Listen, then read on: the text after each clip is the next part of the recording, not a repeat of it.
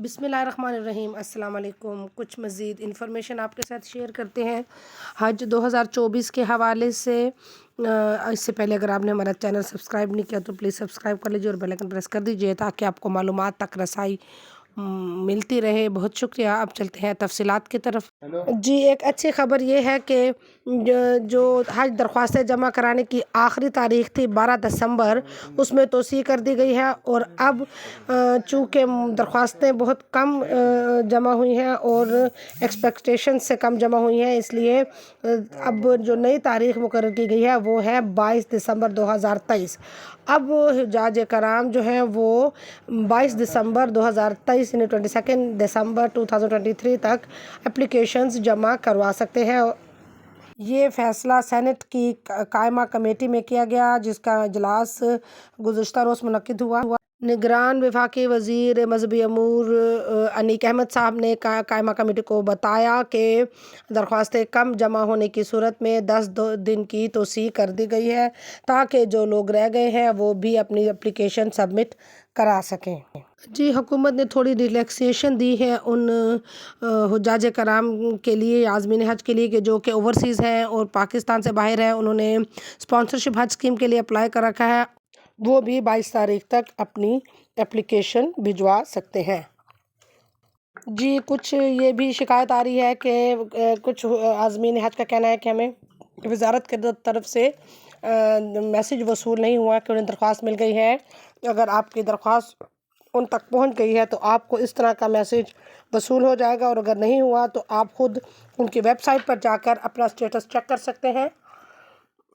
जी, वज़ारत ने ये हिदायत जारी की है कि आज़मीन हज जो है हज दरख्वास्त प्रोसेस मुकम्मल करवाने के बाद वेबसाइट पर जाकर ये अपने कवायद चेक कर ले और कि उनका डेटा मौजूद है कि नहीं, और इसमें कोई तब्दीली करनी है, जो कुछ गलती वगैरह है तो उसको वो दुरुस्त कर ले। आपको हम तरीका बताएंगे कि किस तरह से आपने जाकर वेबसाइट पर इसको चेक करना है। इसके अलावा ये लिंक जो है वो भी हम डिस्क्रिप्शन में दे देंगे ताकि आप इसको वहाँ से डायरेक्टली ओपन कर लें।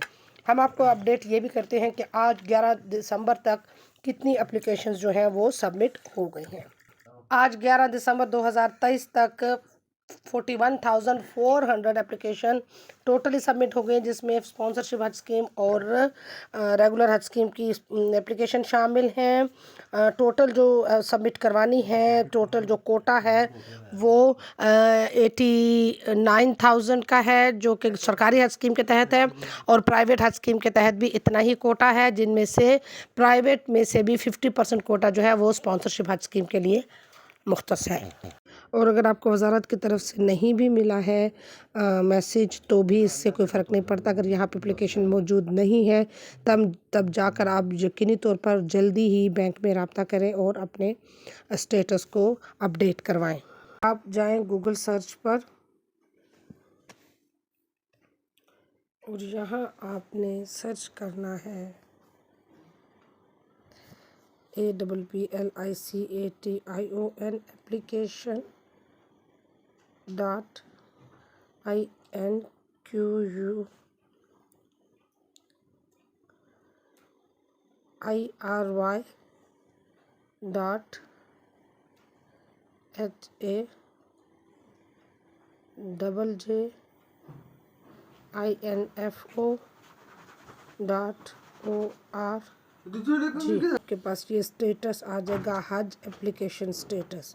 इसमें आपने अपना आईडी कार्ड नंबर सर्च करना है, और अगर आपके पास हज एप्लीकेशन नंबर है तो वो भी आप लिख सकते हैं और इन्फॉर्मेशन हासिल कर सकते हैं। जैसे कि तो एप्लीकेशन लिखने के बाद ये तफसील आपके पास आ जाएगी। अगर आपने अपना आईडी कार्ड नंबर लिखा या फिर एप्लीकेशन नंबर लिखा और सर्च पे क्लिक किया तो ये वो तमाम तर तफसील आपके पास आ जाएगी कि जो कि आपकी होगी। उसमें आप आसानी से देख सकेंगे कुछ गलती है कि नहीं, और अगर है तो फिर बैंक जाकर वहीं पर आप उनसे ठीक करवा सकते हैं। यहाँ पे ऑनलाइन ठीक नहीं कर सकते। सेनेट की जो कायमा कमेटी है उसने इस तारीख के एक्सटेंड होने के साथ साथ जो फ़िज़ाई टिकट्स हैं उसके महंगा होने के हवाले से भी बातचीत की है, और اس موقع پر کمیٹی کے جو سربراہ ہیں قائمہ کمیٹی کے مولانا عبدالغفور حیدری صاحب نے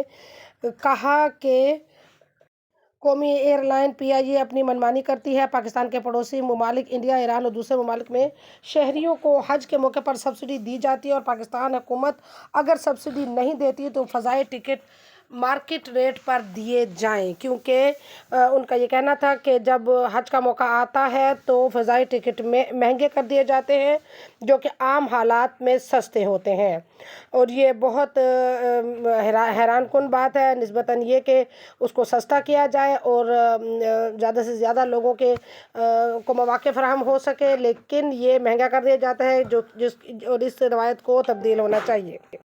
ان کا یہ بھی کہنا تھا کہ جو قائمہ کمیٹی کے اراکین ہیں وہ نگران وزیر اعظم سے حج کے سفر کے بارے میں ایئر لائنز کے معاملات کے حوالے سے جلد ملاقات کریں گے، اور ان سے یہ بات کریں گے کہ ایئر لائنز جو ہیں خاص طور پر PIA اور دوسری ایئر لائنز بھی وہ سبسڈی دیں اور عام طور پر جو ریٹ دیا جاتا ہے اس سے سستا ٹکٹ فراہم کریں حجاج کرام کو۔ اور اگر یہ فیصلہ ہو جاتا ہے تو پھر جس طرح ہمارے جو وفاقی وزیر مذہبی امور انیک احمد صاحب نے اپنی حج پالیسی کے اناؤنسمنٹ کے وقت کہا تھا کہ جو ہے اگر ریٹ کم ہو جاتا ہے تو یہ بچت ہو جائے گی اور یہ پیسے بھی ہم حجاج کرام کو واپس کر دیں گے، اور یہ ایک اچھی خبر ہوگی۔ اس کے لیے کوششیں کی جا رہی ہیں۔ ایئر لائنز کے جو ٹکٹس ہیں اس پہ چونکہ کافی رقم آتی ہے، اس لیے اس میں سبسڈی حاصل کی جائے اور ٹکٹس کو سستا کیا جائے، اور پرائیویٹ ایئر لائن سے بھی بات چیت کی جا رہی ہے تاکہ